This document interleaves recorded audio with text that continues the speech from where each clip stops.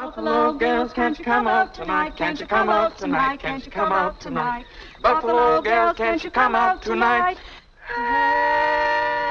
The great thing about working in radio drama is that it's a one-night stand, so you don't have to get married. It takes around 1 day, 1.5 days, so we can attract top talent because we only need them for that period of time. It's a great play by Mike Finn called It's a Worthless Life, and we're delighted that Mike came to us with it. We're delighted with Pat Shortt. Brian Kelly's directing it, so we've got Pat Shortt, we've got Owen Roe, we've got Paul Ronan, we've got Mary McAvoy, and we've got the wonderful Joe Taylor. It's a parody on the old Jimmy Stewart film, the old Frank Capra movie, where a character, an ordinary man, is forced through circumstances to reflect on his own past. It's a take of the Ebenezer Scrooge story, and it's a take, of course, in the Frank Capra film.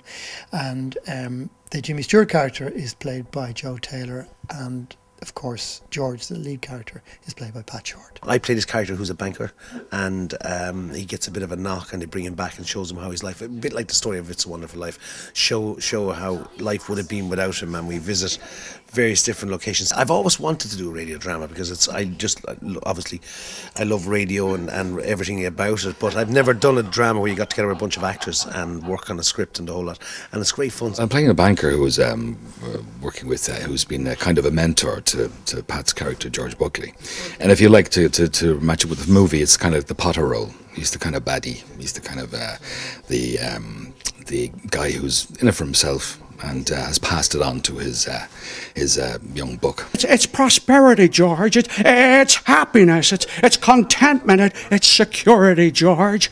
I promised, George, I'd show you what the world would be like if you hadn't been born. And George, this is what the world would be like if you hadn't been born, George. But you were born, George. And it's a different place. So that's the character I'm doing. It's Jimmy Stewart.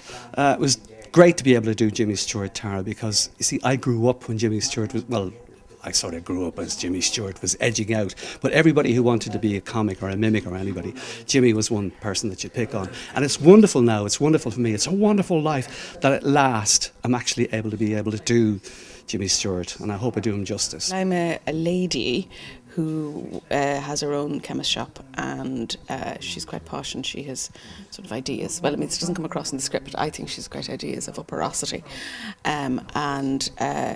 In reality, she has gone out of business, of course.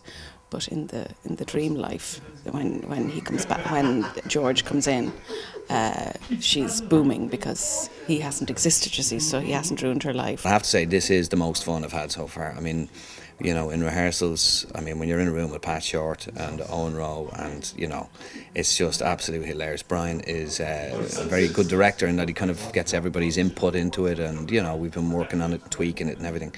But I literally have a sore stomach now from laughing. I've always been a fan of Pat's, but like to be in the room and working with him is just hilarious. It's great fun. I mean, you can do anything from the smallest little thing to War and Peace on radio. You're not constricted by, you know, having to have, except for noisy people in the background.